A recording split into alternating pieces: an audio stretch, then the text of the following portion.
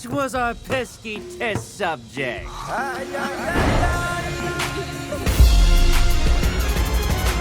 Chai.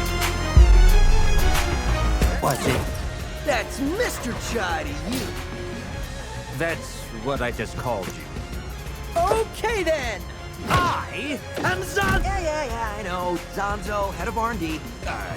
Hey, look, dude, I'm not gonna serenade you. They call you a defect, but I find your enhancements enticing. I must learn more about it. We've tested enough, don't you think? I saw your reflexes, but how about your endurance? Let's give it a go, go, go! But enough talk. Have at you!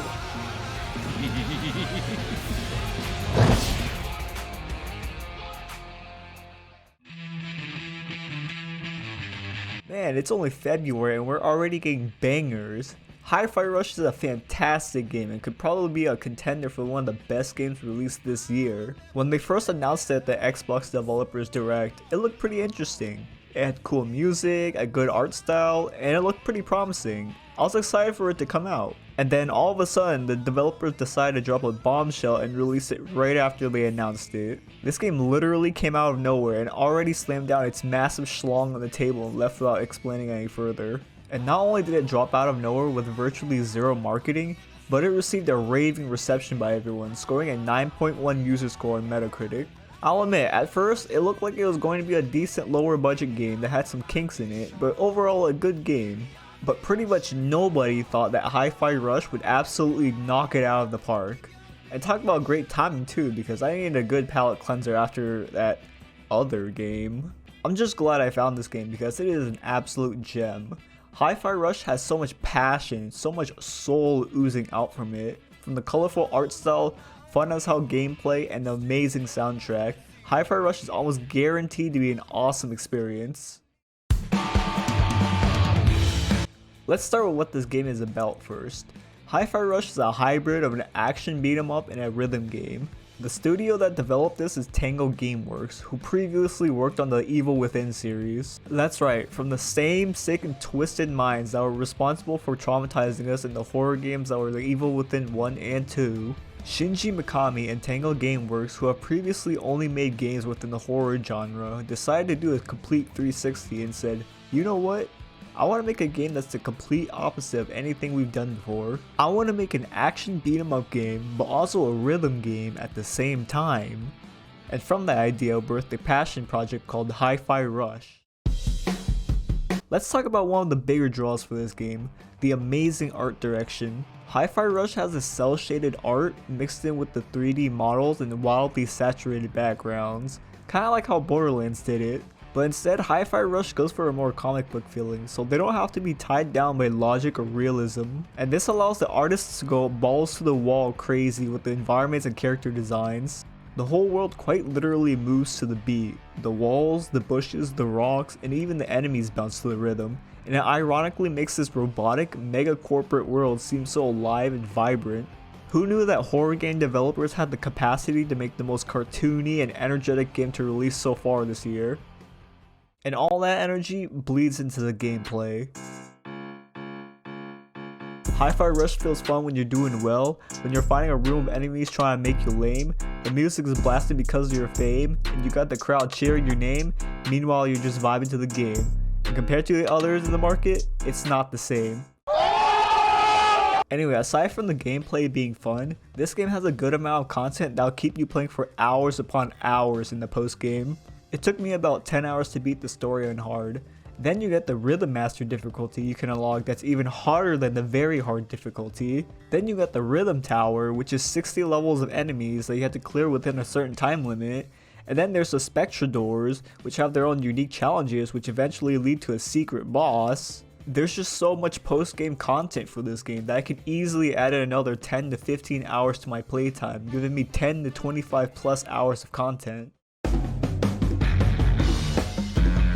Now let's get to what makes this game so unique, the combat. Hi-Fi Rush's combat is pretty simple, but it's extremely rewarding and fun. It's both simple and complex at the same time. Here's what I mean by that. The combat only really has the standard stuff that you would find in any other action beat 'em up. You got a light attack, a heavy attack, 3 assists, and a super. If you're looking for a gameplay as complex as Devil May Cry, then you'll be disappointed because it's not that. That's not to say Hi-Fi Rush's gameplay can't be complex in its own way. Like Devil May Cry or Bayonetta or God of War, the complexity comes from the sheer amount of options that you have during the gameplay. And Hi-Fi Rush is no different in this regard, as it gives you tons of toys to play with. You get so many different combo enders that you can do, then you get 3 different assists that you can mix in with it, then you get the ability to customize which supers that you want, then you can kind of build your character with the passive bonuses, and on top of all this, you have to play to the rhythm.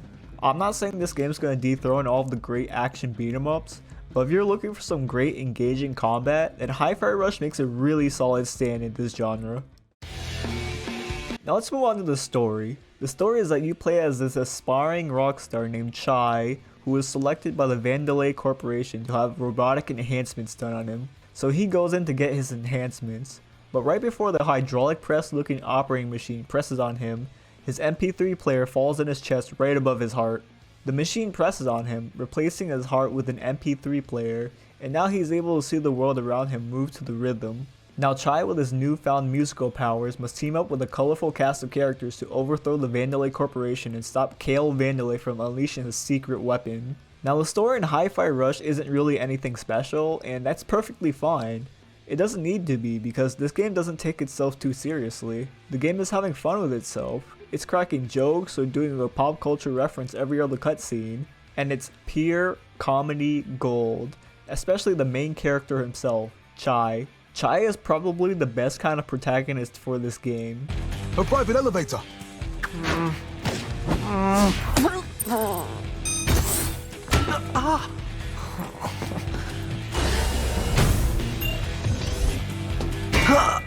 Her personal lift.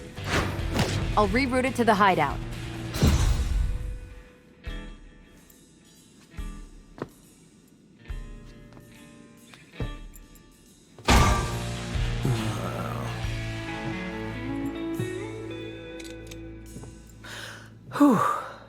He's a happy-go-lucky buffoon that's slightly cocky and doesn't take anything too seriously. Like, this guy literally had his heart replaced by an MP3 player and he just brushes it off like it's no big deal. And to some people his personality might be annoying, but to me I found it very endearing and it just makes him a lovable character.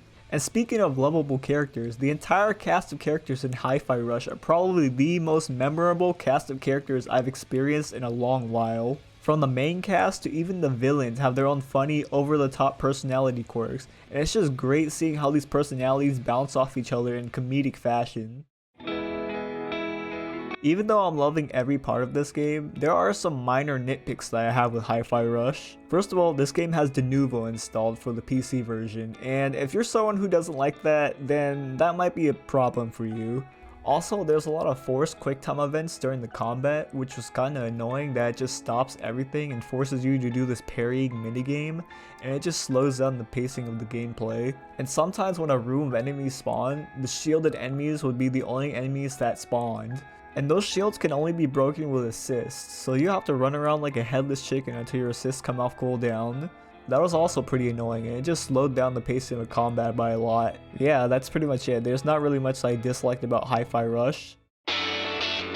Overall, Hi-Fi Rush is a game that was made with one objective in mind: to have fun. It doesn't try to write a Shakespearean level story or philosophical characters. It's just about a guy and his friends punching bad guys in the face with the power of music.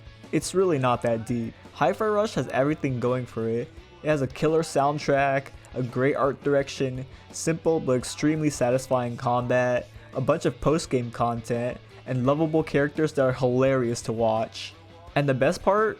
This game's only $30, which is crazy for the amount of love and passion that went into this project. And because of that, I recommend this game at full price. That's right, Hi-Fi Rush is an absolute gem of a game, and if you want to try it out, you should definitely pick it up. That's it for this review. Make sure to like, comment, and subscribe for more reviews in the future. See ya.